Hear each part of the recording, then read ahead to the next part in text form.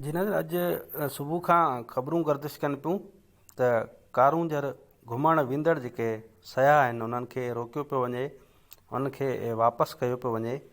असां इन समूरी सूरताल बाबति इंतिज़ामिया खां मौक़िफ़ वठण जी कोशिशि कई आहे।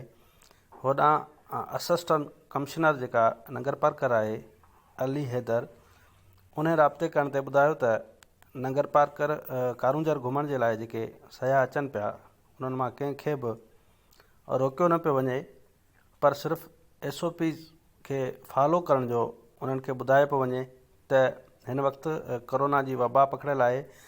उन जे करे जेके ईंदड़ माण्हू आहिनि, सयाह जेके आहिनि, उन्हनि खे सख़्ती सां इहा हिदायत कई पई वञे त हू मास्क बग़ैर जेका न अचनि। ऐं उन सां गॾु असिस्टेंट कमिश्नर इहो ॿुधायो त नगर पार्कर जेके घुमण ईंदड़ सयाह आहिनि उन्हनि जी सिक्योरिटी जेका आहे उन हवाले सां असां काफ़ी हिदायतूं करे रहिया आहियूं त हिन वक़्तु तमामु घणी रश आहे ऐं कोरोना जी वबा बि पकड़ियल आहे। उन जे करे हू एहतियात कनि ऐं तमामु घणी रश जे करे सिक्योरिटी जा काफ़ी मसइला आहिनि। उन जे करे नगर पार्कर ईंदड़ जेके सयाह आहिनि उहे ख़ासि पंहिंजो ख़्यालु रखण सां गॾु SOPs ते मुकमल फॉलो कनि ऐं ईंदड़ जेके माण्हू आहिनि उहे वॾे अंग में हिन वक़्तु नगर पार्कर पहुचनि पिया।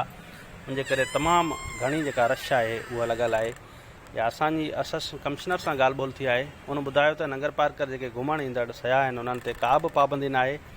हू पंहिंजी मर्ज़ी सां कारूंजर घुमी सघनि था ऐं अची बि रहिया आहिनि। सयाहनि खे का रोक टोक न आहे, असांजे तरफ़ां का पाबंदी न आहे लॻायल। ऐं जेकॾहिं पाबंदी लॻायूं हा त असां अॻुवाट ॿुधाए छॾियो आहे त हीअ हिकिड़ी सुठी ख़बर आहे। कारूंजर हिन वक़्तु तमामु ख़ूबसूरत थी वियो आहे ऐं घुमण जेके सयाह आहिनि उहे 14 अगस्त जूं मोकलूं आहिनि या हिन वक़्तु मौसम तमामु ख़ूबसूरत आहे। उन जे करे नगर पार्कर अचनि पिया ऐं तालुक़ इंतिज़ामिया इहो कंफर्म कयो आहे त कारूंजर घुमण ते का पाबंदी न आहे, सयाह घुमी सघनि था, इजाज़त आहे, पर सिर्फ़ु उहो SOPs जो फॉलो